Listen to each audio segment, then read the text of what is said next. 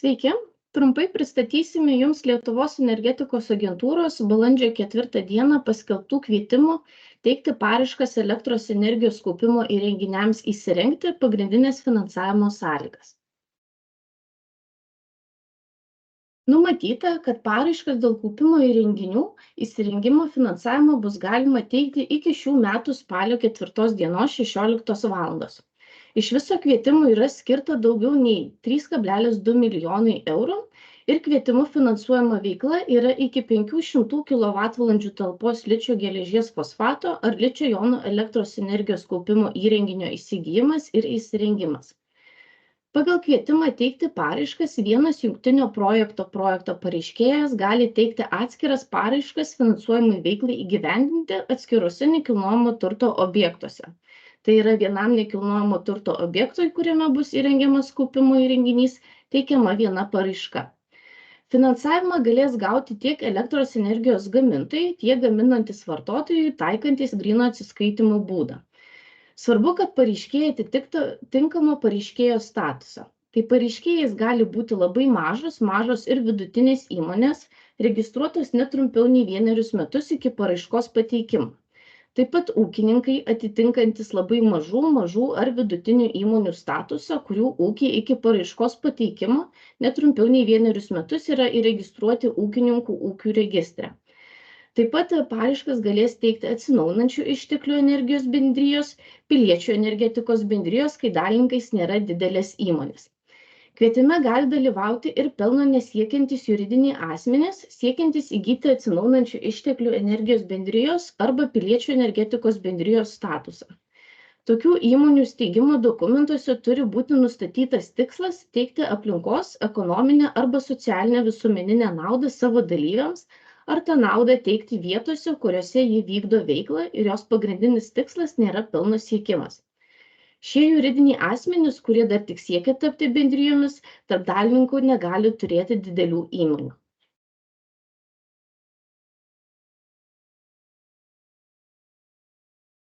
Finansavimas skiriamas šiuose kvietimuose pagal nustatytus fiksuotusius vieneto įkainius.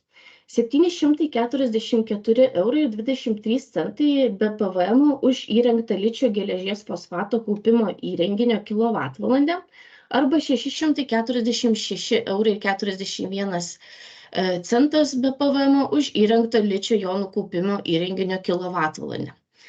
Labai mažos ir vidutinės įmonės bei šį statusą atitinkantys ūkininkai gali tikėtis 40% finansavimo intensyvumo nuo nustatyto įkainio. Atsinaujinančių išteklių energijos bendrijos, piliečių energetikos bendrijos ar vienas iš tokių bendrijų statuso siekianties juridiniams asmenims taikomas 30% finansavimo intensyvumas, kai tokios bendrijos netitinka labai mažų ar vidutinių įmonių kriterijų. Kai tokios bendrijos atitinka labai mažos ar vidutinės įmonės kriterijus, taikomas 40% finansavimo intensyvumas nuo fiksuotojo įkainio. Gaminantys vartotojai ir gamintojai su paraiška turės pateikti privalomus dokumentus. Gaminantys vartotojai privalės pateikti Valstybinės energetikos reguliavimo tarybos įrenginių techninės būklės patikrinimo aktą arba rangovo deklaraciją elektros tinklų operatoriui, kad darbai baigti toms elektrinėms, kurių įrengtoji galia yra nedidesnė nei 100 kW, arba elektrinės prijungimo prie energetikos tinklų prijungimo sąlygas, arba įsipareigojimą, jeigu numatoma įrengti elektrinę, kurios galia bus nedidesnė kaip 100 kW, o leistina generuoti galia lygi 0. Gamintojai turės pateikti pareiškėjo vardu išduotas leidimo gaminti elektros energiją arba rangovo deklaraciją elektros tinklų operatoriui, kad darbai baigti toms elektrinėms, kurių įrengtoji galia yra nedidesnė nei 100 kW, arba elektrinės prijungimo prie energetikos tinklų prijungimo sąlygas. Ir taipogi galės pateikti įsipareigojimą, jeigu numatoma, kad elektrinė, kuri bus įrengiama, bus nedidesnės kaip 100 kW galios, o leistina generuoti galia bus lygi 0. Taip pat būtina atkreipti, kad gamintojo elektrinėje, prie kurios bus jungiamas kaupimo įrenginys, Pagaminta elektros energija turi būti skirta savo poreikių tenkinimui arba perteklinės energijos pardavimui. Visi kiti privalomi pateikti dokumentai yra nurodyti kvietime bei pačioje paraiškos formoje.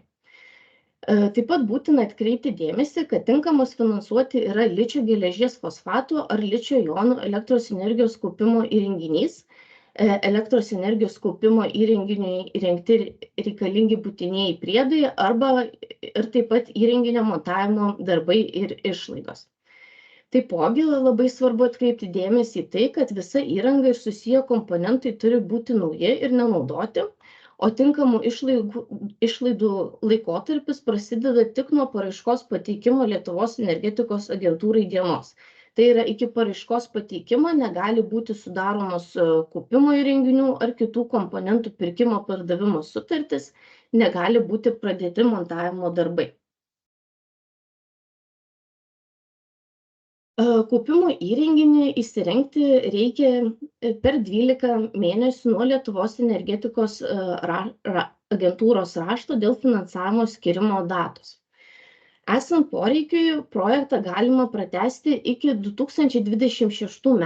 kovo 31 dienos elektroniniu paštu Lietuvos energetikos agentūrai pateikiant argumentuotą prašymą pratęsti įgyvendinimo laikotarpį. Atkreipiame dėmesį, kad investicijų tęstinumas turi būti užtikrintas 5 metus po projekto finansavimo pabaigos, tai yra 5 metus po lėšų išmokėjimo. Šiuo laikotarpiu be atsakingos institucijos, centrinės projektų valdymo agentūros, negalima perleisti, parduoti, įkeisti ar kitokiu būdu suvaržyti intelektinių arba daiktinių teisių į turtą, kuriam buvo skiriamos lėšos.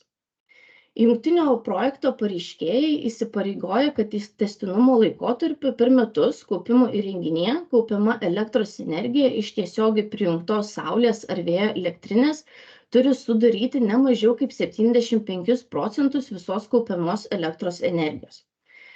Norėtume atkreipti dėmesį ir į viešinimo reikalavimus. Projekto viešinimas socialiniuose tinkluose yra privalomas, todėl pareiškėjas jau teikdamas paraišką turi numatyti, kokiame socialinėme tinkle ir kokioje konkrečioje paskyroje bus paviešinta informacija apie jo įgyvendinamą projektą. Jeigu pareiškėjas turi savo internetinę svetainę, viešinimas joje irgi yra privalomas. Jeigu vis tik pareiškėjas savo internetinės svetainės neturi, projektą privaloma vis tiek viešinti socialinėme tinkle. Viešinimas turi būti atliktas per 20 darbo dienų nuo finansavimo skirimo. Visose viešinimo priemonėse privaloma naudoti ES emblemą ir teiginį šalia emblemos Next Generation EU. Taip pat naujos kartos Lietuva ženklą. Šiuos ženklus matote skaidrės apačioje, juos galite rasti ir Lietuvos energetikos agentūros interneto svetainės skiltyje kvietimai teikti paraiškas prie dažniausiai užduodamų klausimų rubrikos.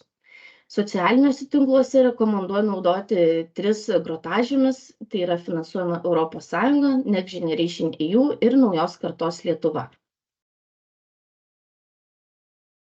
Šioje skaidrėje matote veiksmų seką, kaip gauti finansavimo kaupimo įrenginiui įsirengti.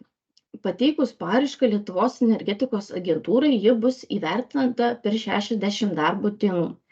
Gavus teigiamą įvertinimą, tai yra gavus finansavimo skirimo raštą, per 12 mėnesių turite įsirengti kaupimo įrenginį ir jo įsirengimą pagrindžiančius dokumentus kartu su mokėjimo prašymu pateikti Lietuvos energetikos agentūrai.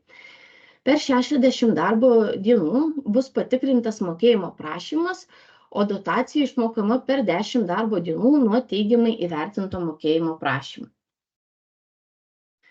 Visą su kvietimu susijusią informaciją rasite interneto svetainėje ena.lt skiltyje kvietimai teikti paraiškas.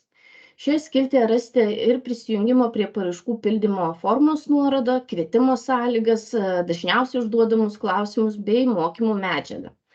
Taip pat Lietuvos energetikos agentūros interneto svetainėje yra patalpintos ir rekomendacijos dėl atsinaujinančių energijos išteklių bendrijų kūrimo, su kuriomis galite susipažinti.